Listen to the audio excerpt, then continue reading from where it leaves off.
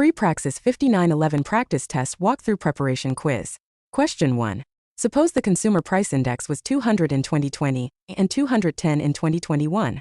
If a worker's nominal wage was $20 per hour in 2020 and $21 per hour in 2021, what happened to the worker's real wage? Is it option A, increased by 5%, B, decreased by 5%, C, increased by 4.76%, or D, remained constant? The correct answer is D. This question tests real wage calculation. Real wage equals nominal wage slash CPI slash 100. In 2020, real equals $20 slash 200 slash 100 equals $20 slash 2 equals $10 in base year dollars. In 2021, real equals $21 slash 210 slash 100 equals $21 slash 2.1 equals $10. So real wage remained constant at $10. The nominal wage increased 5%, but inflation was also 5%. CPI increased from 200 to 210, a 5% increase, so purchasing power unchanged. Option D correctly states remained constant. Option A would be if inflation were lower. Option B if inflation higher. Option C is the exact percentage change in CPI. The real wage is constant when nominal wage growth equals inflation. Question 2. Option A.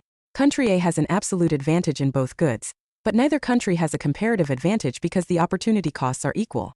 B. Country A has an absolute advantage in both goods, and country A has a comparative advantage in cars while country B has a comparative advantage in computers. C. Country B has an absolute advantage in both goods, and country B has a comparative advantage in cars while country A has a comparative advantage in computers. Or D. Country A has an absolute advantage in both goods, and country A has a comparative advantage in computers while country B has a comparative advantage in cars.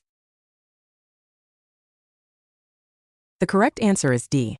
This question tests the distinction between absolute and comparative advantage. Absolute advantage refers to the ability to produce more of a good with the same resources. Country A can produce 10 cars versus B's 8, and 5 computers versus B's 4, so country A has absolute advantage in both goods. Comparative advantage is based on lower opportunity cost. For country A, opportunity cost of 1 car equals 0.5 computers, 5/10, and opportunity cost of 1 computer equals 2 cars, 10/5. For country B, opportunity cost of 1 car equals 0.5 computers, 4/8, and opportunity cost of 1 computer equals 2 cars, 8/4. The opportunity costs are exactly equal, 0.5 computers per car for both, and 2 cars per computer for both. Therefore, neither country has a comparative advantage. The opportunity costs are identical. Option A correctly states absolute advantage for A, and that opportunity costs are equal, so no comparative advantage. Option B claims A has comparative advantage in cars, but opportunity costs are equal. Option C incorrectly gives absolute advantage to B.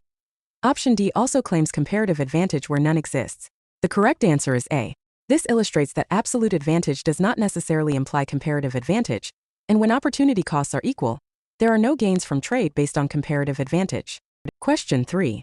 Suppose the labor market for nurses is initially in equilibrium with a wage of $30 per hour and employment of 10,000 nurses. The government then imposes a minimum wage of $35 per hour. At this wage, the quantity of nurses demanded is 8,000 and the quantity supplied is 12,000. Which of the following is likely to occur as a result? Is it option A, a shortage of 4,000 nurses, requiring non-wage rationing? B, a surplus of 4,000 nurses, leading to unemployment? C, no effect because the minimum wage is below the equilibrium wage? Or D, an increase in employment to 12,000 nurses as more people enter the profession? The correct answer is B. This question tests the effect of a binding minimum wage in a labor market.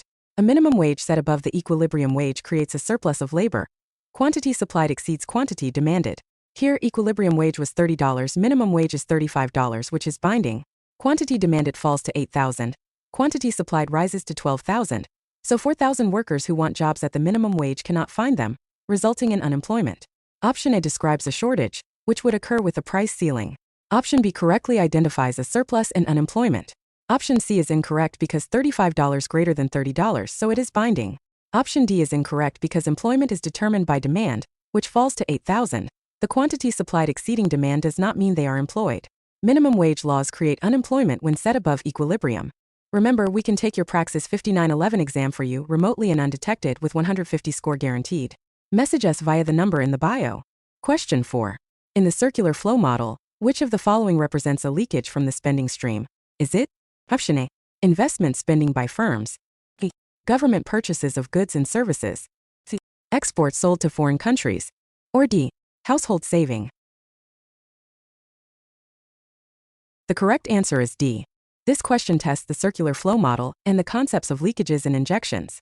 Leakages are withdrawals from the spending stream that reduce the flow of income. Savings are a leakage because households do not spend all their income. Some is saved. Taxes are also a leakage. Imports are a leakage because spending on imports leaves the domestic economy. Injections are investment, government spending, and exports. Option A, investment, is an injection. Option B, government purchases, is an injection. Option C, exports, is an injection. Option D, saving, is a leakage.